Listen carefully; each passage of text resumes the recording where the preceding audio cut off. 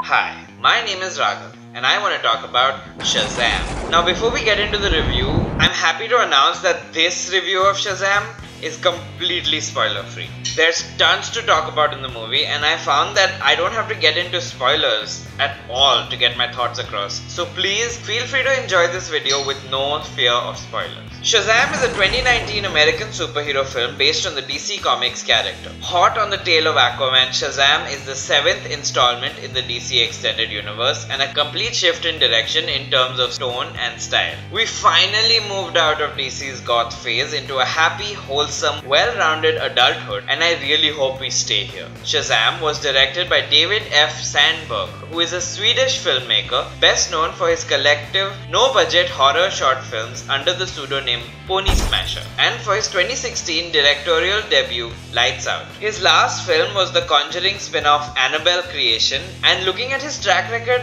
he wouldn't be my first choice to direct a fun, kids-oriented superhero film, but guess what? He's a pretty good filmmaker and he did a pretty good job. The film has a lightness to it both visually and in tone. It's a super funny film and the story also has a lot of heart, and the departure from dull, drab colors in favor of a more joyous palette is a very welcome change.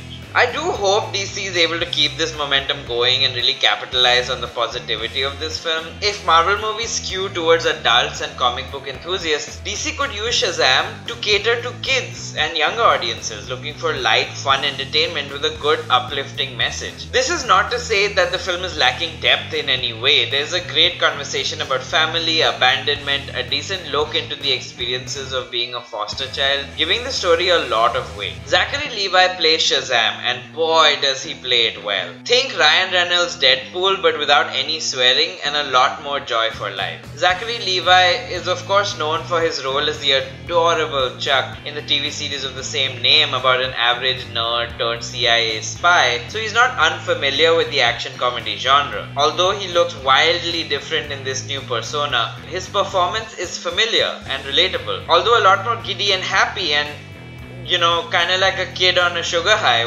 which makes sense because he's basically playing a 14-year-old in an adult's body. And what a body it is.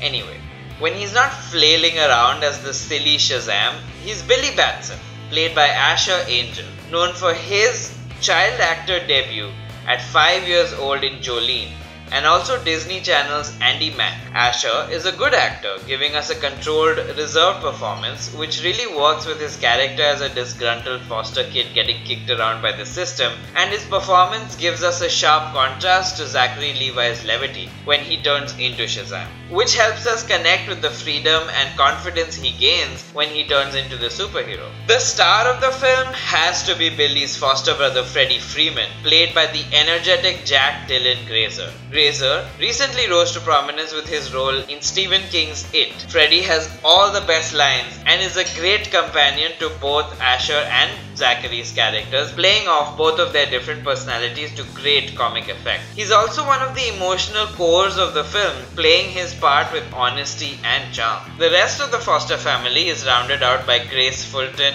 Ian Chen, Jovan Armand and Faith Herman, who are all perfectly cast and have incredible chemistry together, rounding out the world and supporting the main story very well. Billy's foster parents are played by Cooper Andrews and Marta Milans. They're both adorable in their roles, even though they have little to do and are mainly sidelined, but like the rest of the family, they fit perfectly into the whole dynamic. The screenplay is by Henry Gayden, whose only other credit I could find was Earth to Echo, and did anyone watch that movie? The story is by Gayden and Darren Lemke, who's known for his work on Shrek Forever After and the new Goosebumps franchise.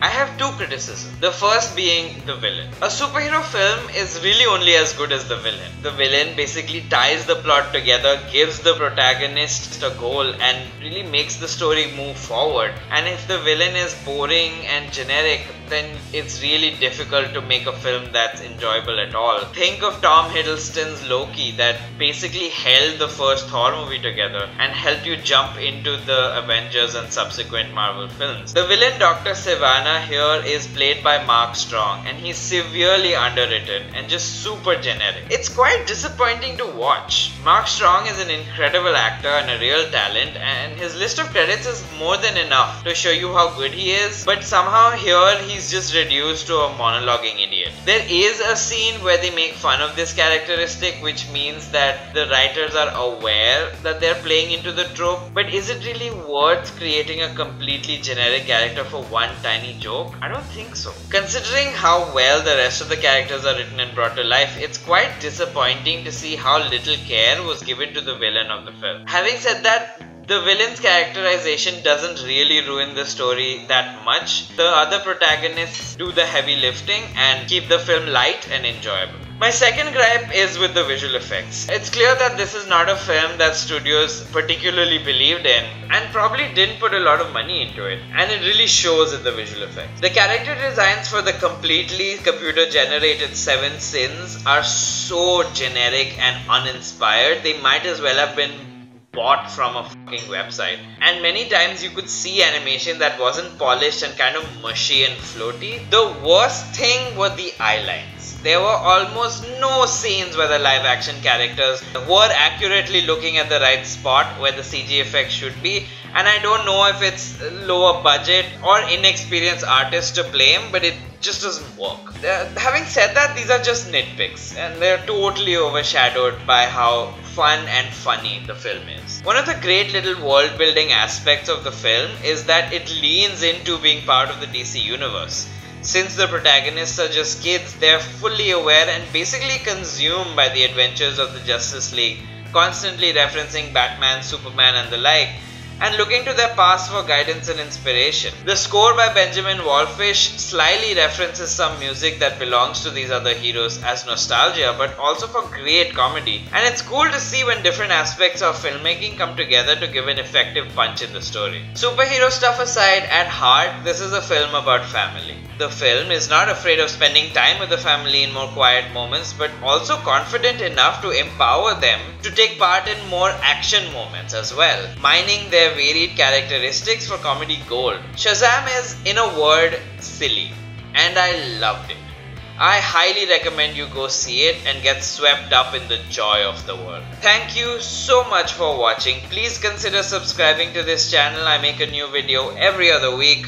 Hit that like button if you feel like it, and if you want to discuss the movie with me, leave me a comment. Or don't, I don't want to tell you how to live your life. But you know, if you see something, you should definitely say something. Bye bye.